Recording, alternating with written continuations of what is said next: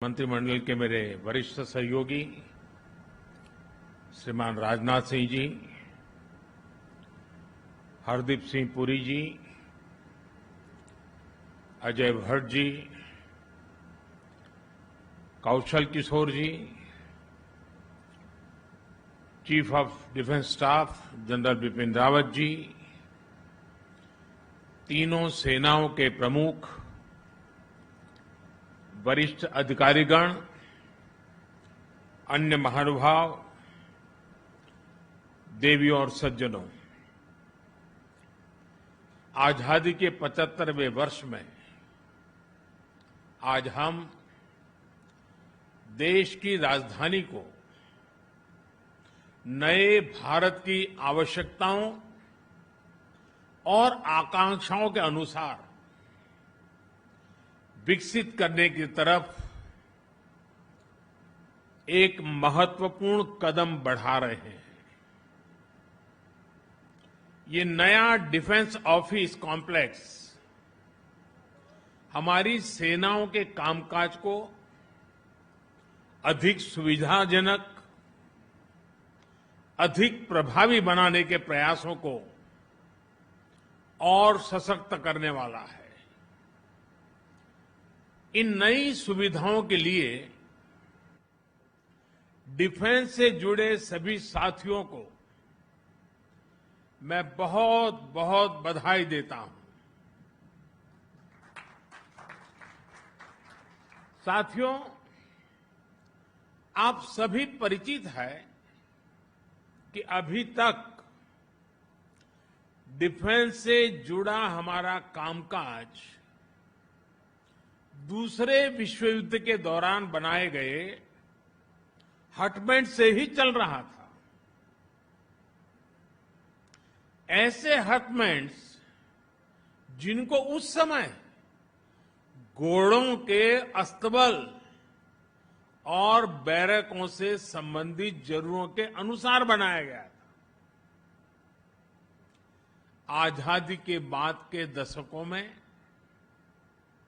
इनको रक्षा मंत्रालय, थल सेना, नौसेना और वायुसेना के दफ्तरों के रूप में विकसित करने के लिए समय समय पर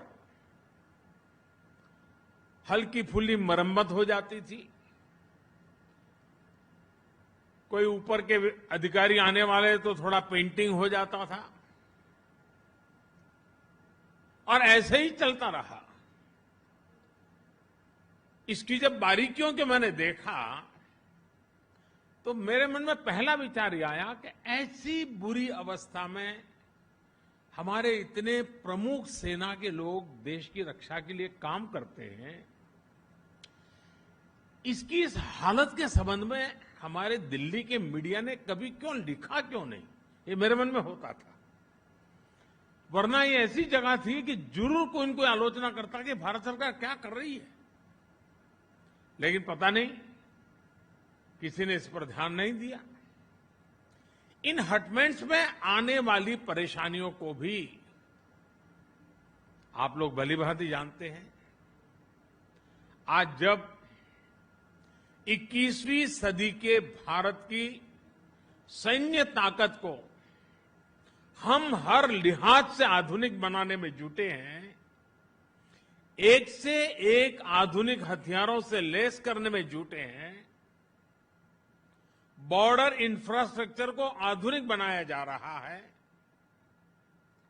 चीफ ऑफ डिफेंस स्टाफ के माध्यम से सेनाओं का कोऑर्डिनेशन बेहतर हो रहा है, सेना की जरूरत की प्रोक्योरमेंट जो सालों साल चलती थी वो तेज हुई है, तब देश की रक्षा सुरक्षा से जुड़ा कामकाज दशकों पुराने हटबैंड से हो, ये कैसे संभव हो सकता है।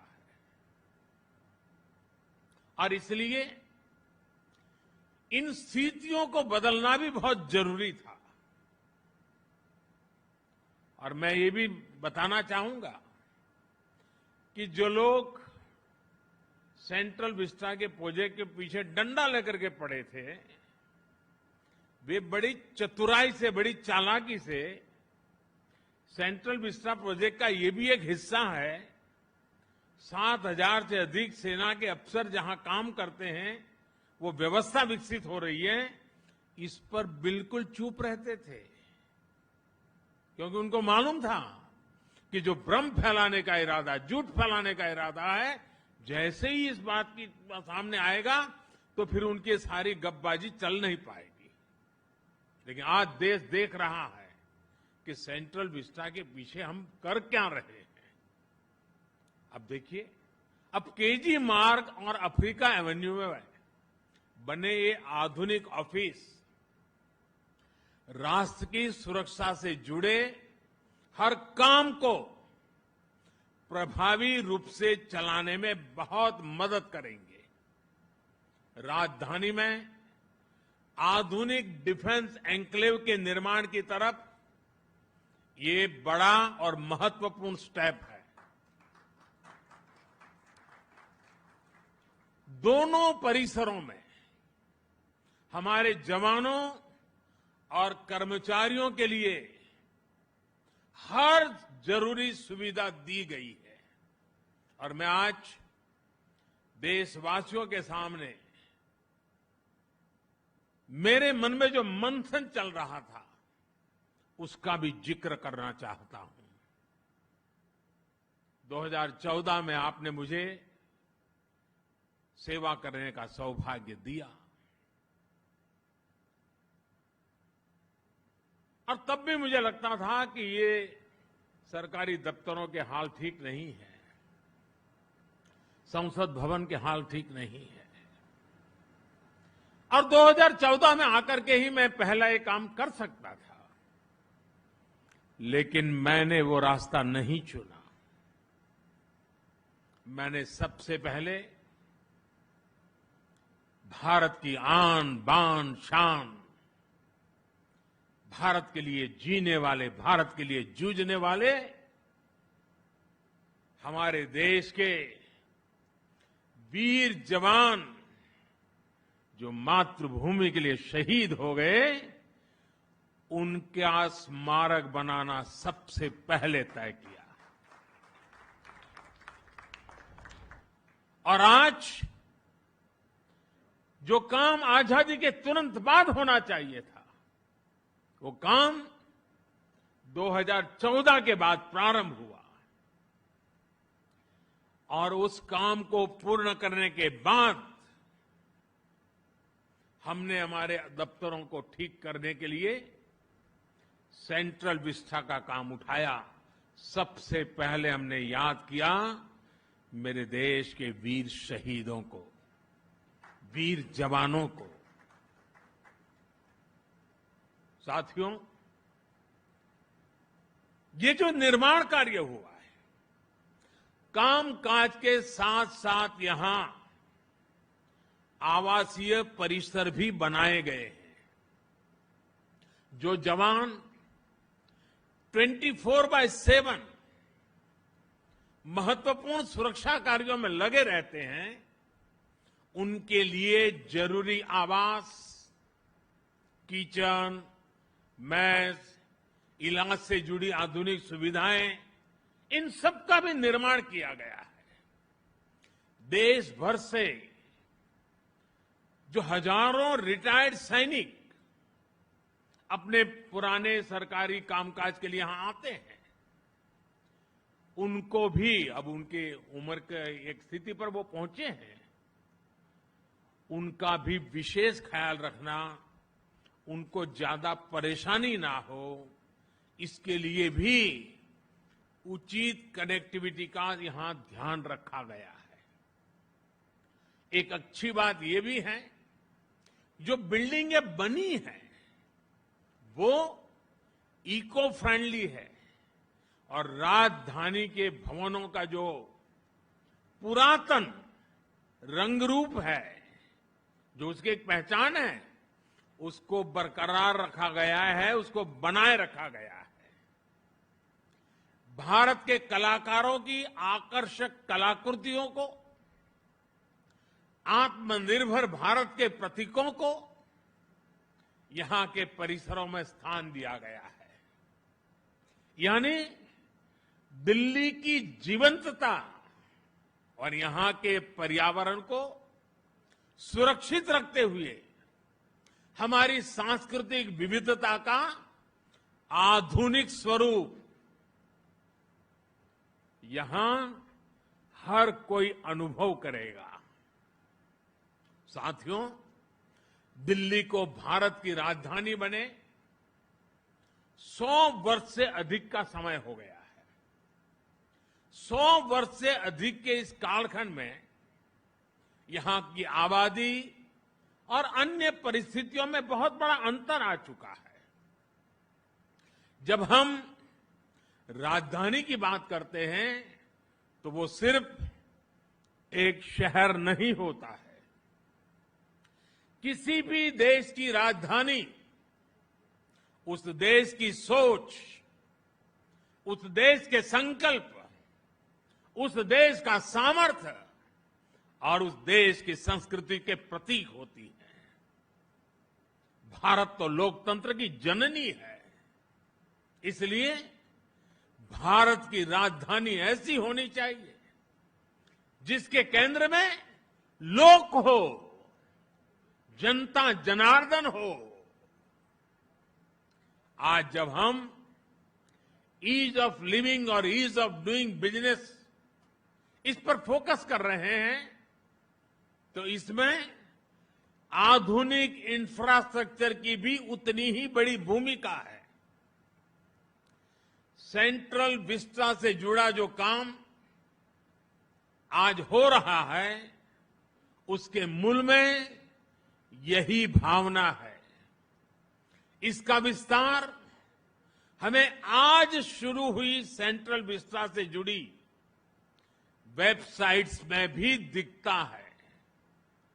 साथियों, राजधानी की आकांक्षाओं के अनुरूप दिल्ली में नए निर्माण पर बीते वर्षों में बहुत जोर दिया गया है। देश भर से चुनकर आए जनप्रतिनिधियों के लिए नए आवास हो, अंबेडकर जी की स्मृतियों को संजोने के प्रयास हो, अनेक नए भवन हो जिन पर लगातार काम किया गया है। हमारी सेना, हमारे शहीदों, हमारे बलिदानियों के सम्मान और सुविधा से जुड़े राष्ट्रीय स्मारक भी इसमें शामिल है। इतने दशकों बाद सेना, अर्धसैनिक बलों और पुलिस बल के शहीदों के लिए राष्ट्रीय स्मारक आज दिल्ली का गौरव बढ़ा रहा है। और इनकी एक बहुत बड़ी विशेषता ये रही है कि इनमें से अधिकतर तय समय से पहले पूरे किए गए हैं। वरना सरकारों की पहचान यही है, होती है, चलती है, कोई बात नहीं, 4-6 महीना तो देर स्वाभाविक है। हमने एक नया वर्क कल्चर सरकार में लाने का ईमानदारी से प्रयास किया है ताकि देश की संपत्ति बर्बाद न हो, समय सीमा में काम हो, निर्धारित खर्च से भी कुछ कम खर्च में क्यों न हो, और प्रोफेशनलिज्म हो, एफिशिएंसी हो, इन सारी बातों पर हम बल दे रहे हैं। ये सोच, ये अप्रोच में आई एफिशिएंसी का एक बहुत बड़ा उदाहरण आज यहां प्रस्तुत है। डिफेंस ऑफिस कॉम्प्लेक्स का भी जो काम 24 महीने में पूरा होना था, वो सिर्फ 12 महीने के रिकॉर्ड समय में कंप्लीट किया गया। यानी 50% समय बचा लिया गया। वो भी उस समय जब कोरोना से बनी परिस्थितियों में लेबर से लेकर लॉकडाउन, दिखना, फलाना, न जाने कितनी सारी कठिनाइयों से बीच हम गुजरे हैं। इन तमाम प्रकार की चुनौतियां सामने थी, कोरोना काल में सैकड़ों श्रमिकों को इस प्रोजेक्ट में रोजगार मिला है। इस निर्माण कार्य से जुड़े सभी श्रमिक साथी, सभी इंजीनियर, सभी कर्मचारी, अधिकारी, ये सब के सब इस समय सीमा में निर्माण के लिए तो अभिनंदन के अधिकारी है, लेकिन साथ साथ कोरोना का इतना भयानक जब खौफ था, जीवन और मृत्यु के बीच में सवालिया निशान थे, उस समय भी राष्ट्र निर्माण के इस पवित्र कार्य में जिन जिन लोगों ने योगदान किया है, पूरा देश उनको बधाई देता है, पूरा देश उनका अभिनंदन करता है। ये दिखाता है कि जब नीति और नीयत साफ हो, इच्छा शक्ति प्रबल हो और प्रयास ईमानदार हो, तो कुछ भी असंभव नहीं होता है, सब कुछ संभव होता है। मुझे विश्वास है देश की नई पार्लियामेंट बिल्डिंग का निर्माण भी, जैसे हरदीप जी अभी बड़े विश्वास के साथ बता रहे थे, तय समय सीमा के भीतर ही पूरा होगा। साथियों, आज कंस्ट्रक्शन में जो तेजी दिख रही है, उसमें नई कंस्ट्रक्शन टेक्नोलॉजी की भी बड़ी भूमिका है। डिफेंस ऑफिस कॉम्प्लेक्स में भी पारंपरिक आरसीसी निर्माण के बजाय लाइट गेज स्टील फ्रेम तकनीक का उपयोग किया गया है। नई तकनीक के चलते ये भवन आग और दूसरी प्राकृतिक आपदाओं से अधिक सुरक्षित है। इन नए परिसरों के बनने से दर्जनों एकड़ में फैले पुराने हटमेंट्स के रखरखाव में जो खर्च हर वर्ष करना पड़ता था, उसकी भी बचत होगी। मुझे खुशी है कि आज दिल्ली ही नहीं, बल्कि देश के अन्य शहरों में भी स्मार्ट सुविधाएं विकसित करने, गरीबों को पक्के घर देने के लिए आधुनिक कंस्ट्रक्शन टेक्नोलॉजी पर फोकस किया जा रहा है। देश के 6 शहरों में चल रहा लाइट हाउस प्रोजेक्ट इस दिशा में एक बहुत बड़ा प्रयोग है। इस सेक्टर में नए स्टार्टअप्स को प्रोत्साहित किया जा रहा है। जिस स्पीड और जिस स्केल पर हमें अपने अर्बन सेंटर्स को ट्रांसफॉर्म करना है, वो नई टेक्नोलॉजी के व्यापक उपयोग से ही संभव है। साथियों, ये जो डिफेंस ऑफिस कॉम्प्लेक्स बनाए गए हैं, ये वर्क कल्चर में आए एक और बदलाव और सरकार की प्राथमिकता का प्रतिबिंब है। ये प्राथमिकता है उपलब्ध लैंड का सदुपयोग, और सिर्फ लैंड ही नहीं, हमारा ये विश्वास है और हमारा प्रयास है कि हमारे जो भी रिसोर्सेज हैं, हमारी जो भी प्राकृतिक संपदाएं हैं, उसका ऑप्टिमम यूटिलाइजेशन होना चाहिए। अनाप शनाप ऐसी संपदा की बर्बादी अब देश के लिए उचित नहीं है, और इसी सोच के परिणाम स्वरूप सरकार के अलग अलग डिपार्टमेंट के पास जो जमीनें हैं, उनके प्रॉपर और ऑप्टिमम यूटिलाइजेशन पर परफेक्ट प्लानिंग के साथ आगे बढ़ने पर बल दिया जा रहा है। ये जो नए परिसर बनाए गए हैं, वो लगभग 13 एकड़ भूमि में बने हैं। देशवासी आज जब ये सुनेंगे, जो लोग दिन रात हमारे हर काम की आलोचना करते हैं, उनको जरा उनका चेहरा सामने रख करके इन चीजों को सुने देशवासी। दिल्ली जैसे इतने महत्वपूर्ण जगह पर 62 एकड़ भूमि में, राजधानी के अंदर 62 एकड़ भूमि में, इतनी विशाल जगह पर ये जो हटमेंस बने हुए थे, उसको वहां से हमने शिफ्ट किया और उत्तम प्रकार की आधुनिक व्यवस्था सिर्फ 13 एकड़ भूमि में, 13 एकड़ भूमि में निर्माण हो गई।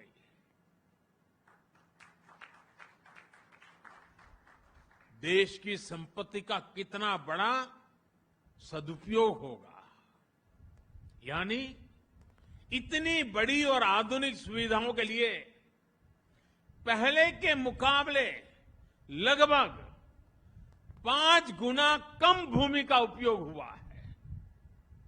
साथियों, आजादी के अमृतकाल यानी आने वाले 25 सालों में नए आत्मनिर्भर भारत के निर्माण का ये मिशन सबके प्रयास से ही संभव है। सरकारी व्यवस्था की प्रोडक्टिविटी और एफिशिएंसी बढ़ाने का जो बीड़ा आज देश ने उठाया है, यहां बन रहे नए भवन उस सपनों को सपोर्ट कर रहे हैं, उस संकल्प को साकार करने का विश्वास जगा रहे हैं। कॉमन केंद्रीय सचिवालय हो, कनेक्टेड कॉन्फ्रेंस हॉल हो, मेट्रो जैसे पब्लिक ट्रांसपोर्ट से सुलभ कनेक्टिविटी हो, ये सब कुछ राजधानी को पीपल फ्रेंडली बनाने में भी बहुत मदद करेंगे। हम सभी अपने लक्ष्यों को तेजी से प्राप्त करें, इसी कामना के साथ मैं फिर एक बार आप सबको बहुत बहुत शुभकामनाएं देता हूं। बहुत बहुत धन्यवाद।